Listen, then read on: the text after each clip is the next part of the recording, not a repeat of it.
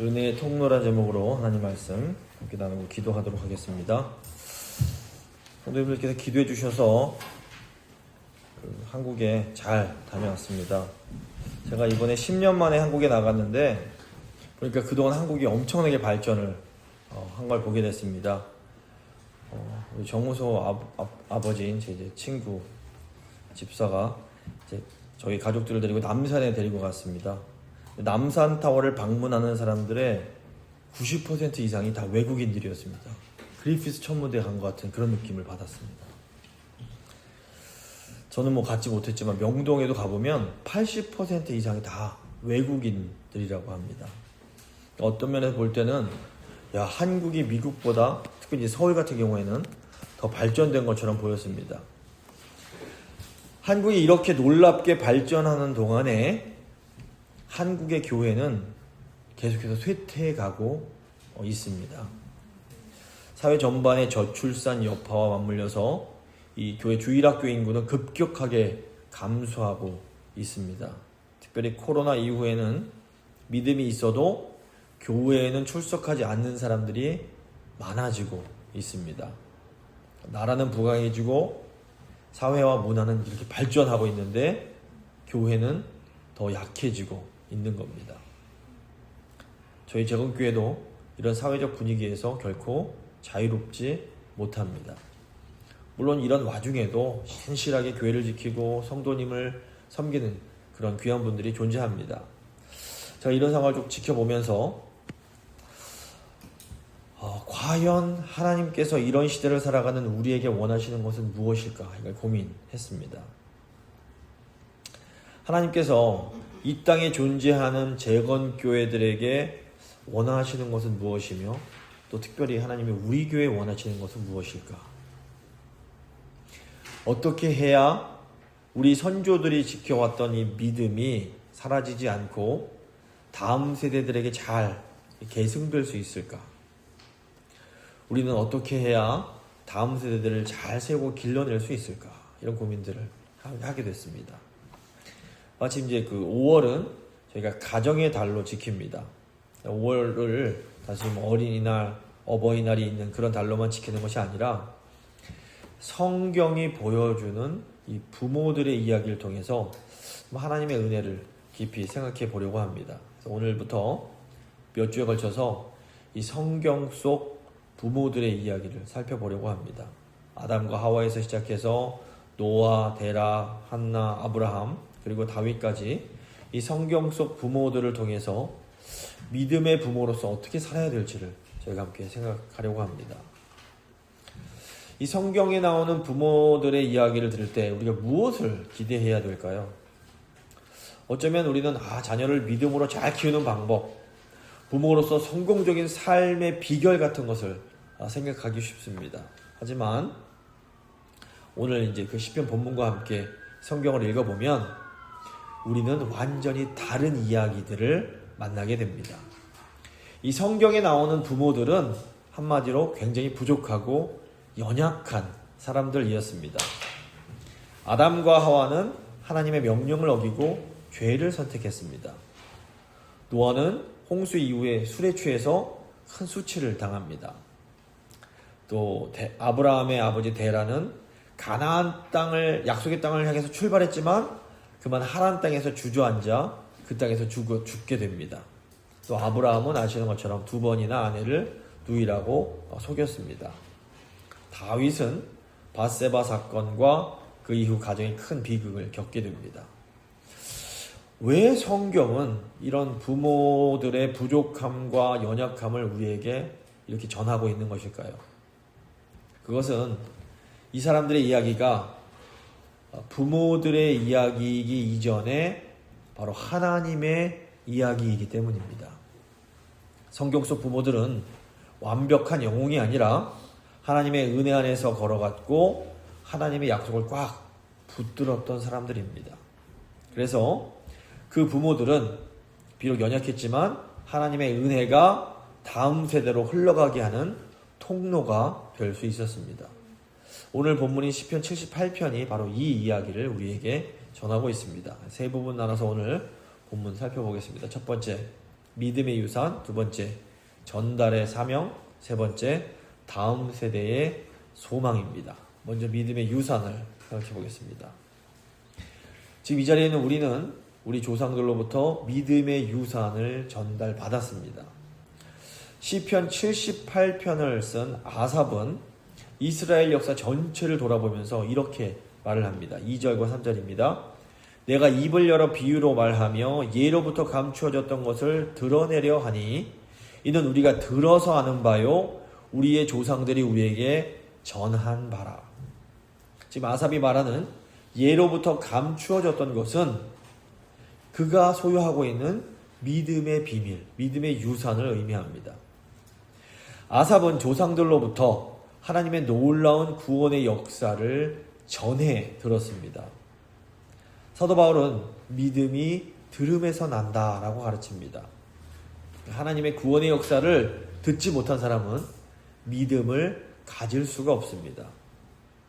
우리들도 마찬가지입니다. 지금 우리가 알고 있고 믿고 있는 것들은 그냥 저절로 생겨난 것이 아닙니다. 우리 믿음의 조상들과 우리 부모님들이 지금 우리가 갖고 있는 믿음의 지식, 믿음의 유산을 전해 주셨습니다. 찬송에서 고백하지만 우리가 어머님이 읽어주시던 성경 이야기를 들으면서 자라난 겁니다.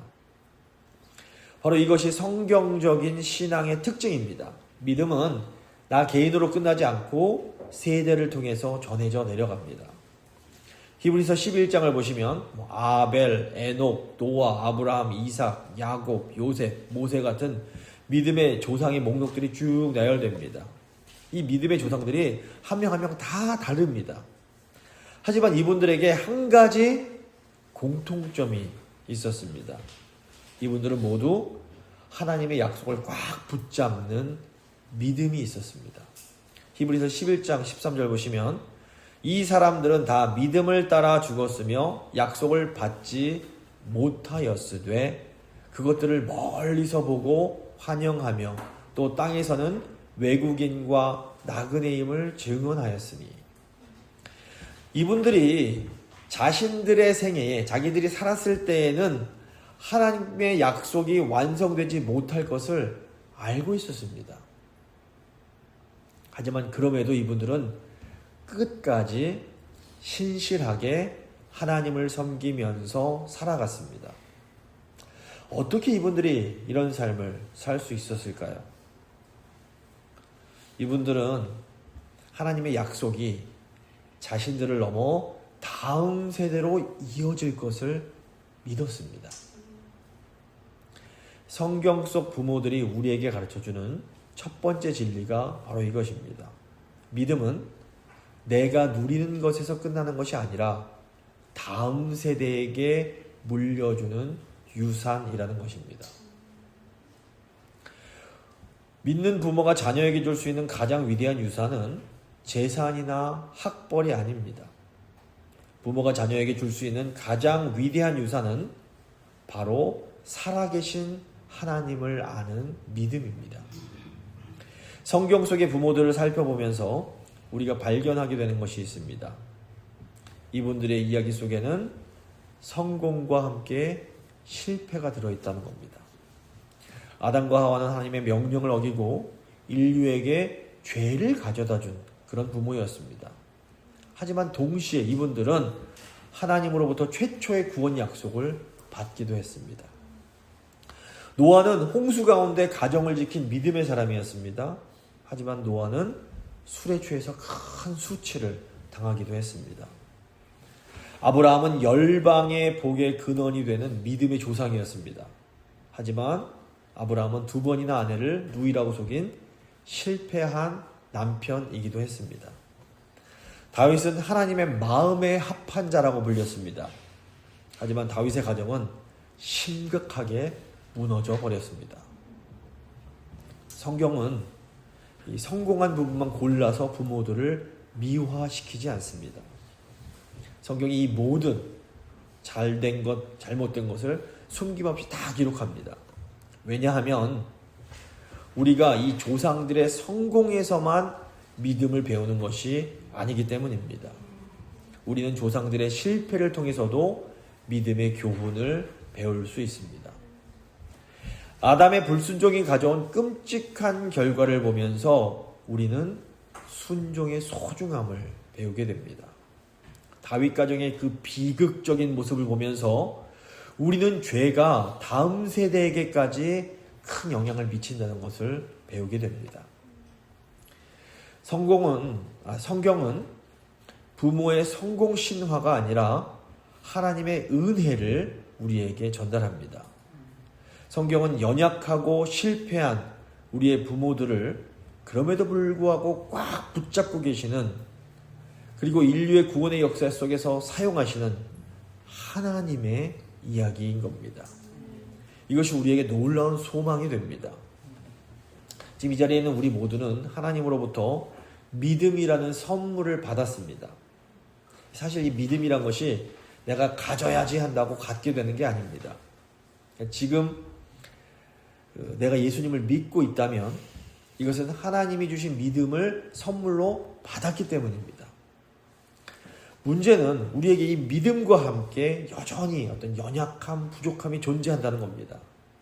우리가 분명히 예수님을 사랑하지만 여전히 많은 부족함이 있습니다. 그리고 우리 자녀들이 우리의 연약한 모습을 그 누구보다 잘 알고 있습니다. 하지만 그럼에도 하나님이 연약한 우리를 사용하십니다. 하나님은 부족하고 연약한 우리를 통해서 자녀들에게 믿음의 유산을 남겨주십니다. 이것이 바로 놀라운 하나님의 은혜입니다. 우리는 먼저 믿음이 하나님의 선물이요 소중한 유산이란 것을 알아야 됩니다. 나아가 우리는 하나님께서 연약한 우리를 통해서 이 유산을 우리 자녀들에게 남겨주심에 감사드려야 합니다. 이제 두 번째, 전달의 사명을 생각해 보겠습니다. 믿는 부모들에게는 우리가 받은 믿음의 선물을 자녀들에게 전해 주어야 할 책임, 사명이 있는 겁니다. 시편 78편의 핵심이 4절에 나옵니다. 우리가 이를 그들의 자손에게 숨기지 아니하고 여호와의 영예와 그의 능력과 그가 행하신 기이한 사적을 후대에 전하리로다. 아삽은 조상들에게 받은 신앙의 유산을 그들의 자손에게 숨기지 않겠다라고 말합니다. 숨긴다는 것은 소극적인 태도를 말합니다. 어떤 부모님들은 내가 구태여 말하지 않아도 때가 되면 알겠지. 나는 내 신앙을 내 삶으로 보여주면 되지 않겠어? 이렇게 생각하실 수 있습니다. 물론 부모님들이 자녀들에게 신앙을 억지로 강요해서는 안 됩니다. 하지만 강요하는 것과 가르치는 것은 분명히 다릅니다. 믿음의 부모들은 자녀들에게 적극적으로 하나님에 대해서 가르쳐 줘야 됩니다.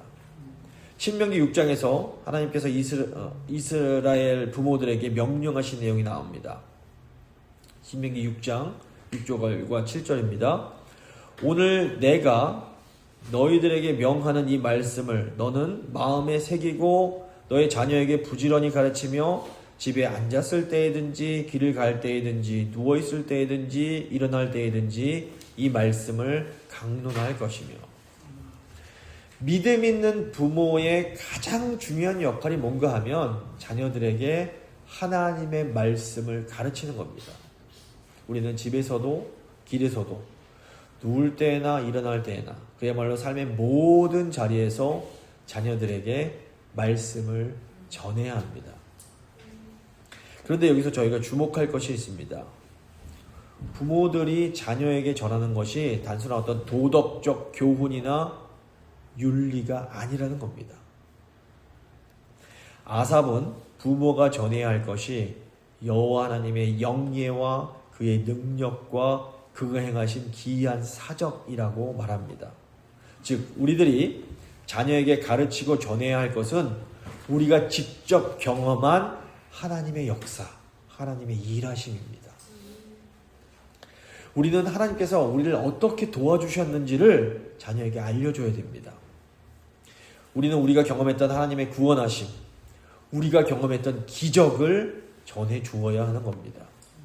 하나님의 능력과 그분이 행하신 기적을 전해주려면 먼저 우리가 그것들을 경험해야 됩니다. 하나님의 역사를 경험하지 못한 부모는 자녀들에게 그것을 전할 수가 없습니다.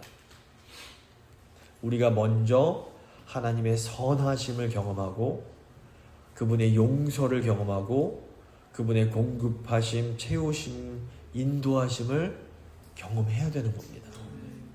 자, 그렇다면 어떻게 해야 우리가 이런 것들을 경험할 수 있을까요? 하나님의 역사를 경험하려면 먼저 간절히 사모해야 됩니다. 하나님은 언제나 간절히 사모하는 자에게 응답하십니다. 이 왜 그런 걸까요? 우리가 사모하지 않으면 하나님이 무엇을 주셔도 그것이 하나님의 응답이라는 것을 우리가 깨닫지 못하기 때문입니다. 그래서 예수님께서는 구하라 주실 것이요 찾으라 찾을 것이요 문을 두드리라 열릴 것이다 말씀하십니다. 자녀들에게 신앙의 유산을 선물로 물려주고 싶은 부모는 먼저 내 안에 살아서 역사하시는 하나님에 대한 그 간절한 사모함이 있는지를 점검할 필요가 있습니다. 부족함과 연약함이 있을지라도 이 주님에 대한 간절한 사모함이 있는 부모는 자녀들에게 결국 좋은 것을 전해줄 수 있습니다. 하지만 인간적으로 훌륭한 부모라고 할지라도 이 하나님에 대한 사모함이 없으면 자녀들에게 신앙의 유산을 전해주지 못합니다. 그러므로 무엇보다 우리가 먼저 하나님의 은혜를 간절히 사모해야 됩니다. 하나님의 은혜를 돈이나 건강이나 세상의 그 어떤 것보다 더 간절히 사모해야 됩니다. 이 사모함이 우리가 모든 연약함을 뛰어넘어서 하나님의 복을 전하는 통로가 되게 합니다. 하나님의 역사를 간절히 사모함으로 믿음의 유산을 자녀 세대에게 전하는 이 사명 감당할 수 있게 되기를 바랍니다. 이제 마지막 다음 세대의 소망입니다. 하나님이 우리 부모에게 그 믿음의 유산을 전하라고 명령하시는 이유가 무엇일까요? 그 이유가 오늘 7절과 8절에 나옵니다. 그들로 그들의 소망을 하나님께 두며 하나님께서 행하신 일을 잊지 아니하고 오직 그의 계명을 지켜서 그들의 조상들 곧 완고하고 패역하여 그들의 마음이 정직하지 못하며 그 심령이 하나님께 충성하지 아니하는 세대와 같이 되지 아니하게 하려 하심이로다. 우리 부모들의 최종적인 목표가 무엇입니까? 그것은 우리의 다음 세대가 소망을 하나님께 두고 하나님께 충성하는 세대가 되게 하는 겁니다. 소망을 하나님께 두어야 하는 이유가 뭘까요? 그것은 이 세상이 매우 흔들리는 세상이기 때문입니다. 지금도 보시면 아시겠지만 이미 예전에도 이스라엘은 항상 불안한 나라였습니다. 이스라엘이 지정학적으로 강대국을 연결하는 그 위치에 놓여져 있습니다. 그래서 이스라엘 백성들은 강대국들의 침략과 지배를 늘 받아야만 했습니다. 더욱이 그들은 하나님의 백성이기 때문에 이 강대국들이 섬기는 우상을 거절해야 했습니다. 그래서 강대국의 위협 앞에서 많은 사람들이 하나님께 충성하지 못하고 우상과 타협을 합니다. 오직 소수의 신실한 사람들만이 끝까지 하나님께 충성을 했습니다. 그래서 어떤 의미에서 이 이스라엘의 역사는 현실의 어려움 속에서 하나님을 배반하고 우상을 섬기는 사람들과 끝까지 하나님께 충성하는 사람들의 이 투쟁의 역사라고도 볼 수 있습니다. 지난 2000년간의 교회의 역사도 마찬가지입니다. 교회의 역사는 어떻게 이 교회가 끊임없는 우상의 유혹 앞에서 하나님께 대한 충성을 지켜왔는지에 대한 역사라고 말할 수 있습니다. 지금도 마찬가지입니다. 여전히 이 세상은 우리에게 우상을 섬기라고 계속해서 유혹하고 있습니다.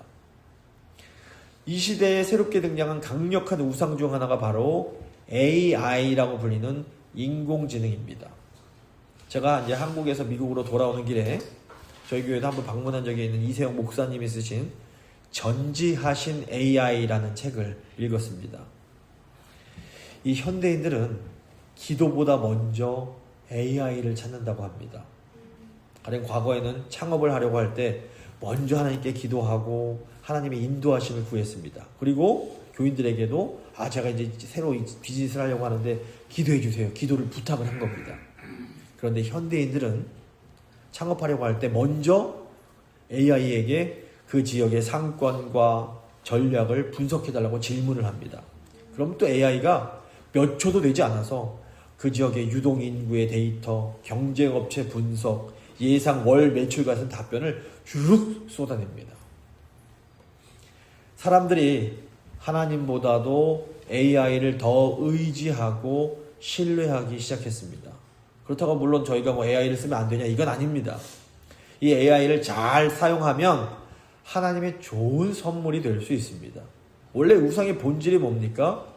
하나님이 주신 좋은 선물을 하나님보다 더 의지하고 더 사랑하는 겁니다. 우리 자녀들은 우리가 살아왔던 세상과는 전혀 다른 세상을 살아가야 합니다. 하지만 과거나 지금이나 변하지 않는 게 있는데, 그것은 이 세상이 계속해서 우리에게 하나님이 아닌 다른 것들을 의지하라고, 다른 것에 소망 두라고 유혹하고 있다는 겁니다. 흔들리는 세상에서는 반드시 뭔가를 붙잡게 됩니다. 그렇기 때문에 이 흔들리는 세상에서 하나님께 소망을 두지 않으면 우상을 붙잡을 수밖에 없는 겁니다. 우리 자녀들이 좋은 대학을 가고 좋은 직장을 얻고 성공해서 돈을 많이 버는 것이 궁극적인 목표가 되면 절대로 안 됩니다. 잘못된 목표를 설정하면 우상을 붙잡게 됩니다. 흔들리는 세상 속에서 우상에게 붙잡히지 않으려면 우리의 소망을 하나님께 두어야 합니다. 성경이 말하는 부모의 진짜 사명은 자녀들이 하나님을 소망의 근거로 삼고 살아가게 하는 겁니다. 이 말씀 앞에 서면 많은 부모들이 또 이제 무거운 짐, 부담을 느낄 수 있습니다. 나는 너무 부족한 부모인데, 내 신앙도 흔들리는데 어떻게 자녀들에게 믿음을 전할 수 있을지? 이때 성경 속 부모들이 우리에게 어마어마한 위로를 줍니다. 아담과 하와는 신라권의 장본인이었지만 하나님께서는 그들에게 구원의 약속을 주십니다. 데라는 가나안까지 가지 못하고 하란에서 생을 마감했지만 하나님께서는 그 아들 아브라함을 통해서 역사를 이어가셨습니다. 믿음의 유산은 완벽한 부모가 만드는 게 아닙니다. 연약하지만 하나님을 붙들고자 했던 부모들을 통해서 하나님께서 이루어 가시는 겁니다. 가정의 달을 맞이하면서 우리에게 필요한 것은 완벽한 부모가 되는 어떤 기술이 아닙니다. 먼저 나의 연약함을 인정하고 하나님의 은혜 앞에 나아가는 겁니다. 그 은혜가 우리의 자녀들, 우리 공동체의 다음 세대에게 흘러갈 수 있도록 간구하는 겁니다. 이것이 이제 5월 한 달 동안 저희가 함께 살펴볼 내용입니다.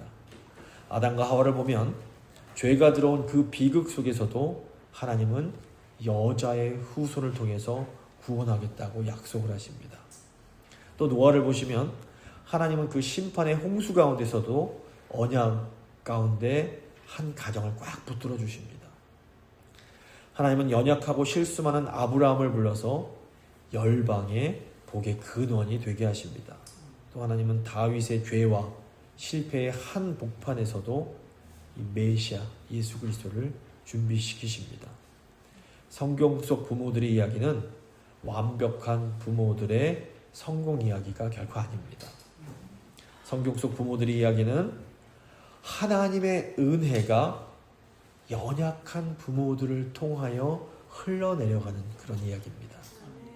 5월 한 달 동안 이 성경 속 부모들을 함께 만나면서 우리 모두가 이 은혜의 이야기 속에서 바로 우리들의 이야기를 발견할 수 있게 되기를 바랍니다.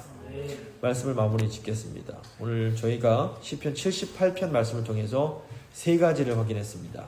첫째로 믿음은 세대를 이어서 흐르는 유산이라는 겁니다. 우리가 아는 하나님의 이야기는 우리의 조상들과 부모가 우리에게 전해준 겁니다. 둘째로 우리에게는 이 유산을 또 다시 전달해야 할 사명이 있습니다. 하나님의 이야기는 숨기지 않고 적극적으로 다음 세대에게 전해야 합니다. 셋째로 우리의 궁극적 목표는 자녀들이 소망을 하나님께 두도록 만드는 겁니다. 성경 속의 부모님들은 다 불완전했습니다.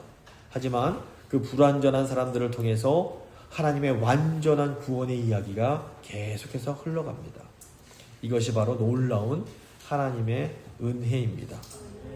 부족한 우리 모두도 바로 이 은혜의 이야기 안에 있습니다. 이 하나님의 은혜에 감사하면서 이 은혜를 계속해서 흘려내려 보내는 우리 모두가 될 수 있기를 간절히 소망합니다. 잠시 믿음의 기도 드리시겠습니다.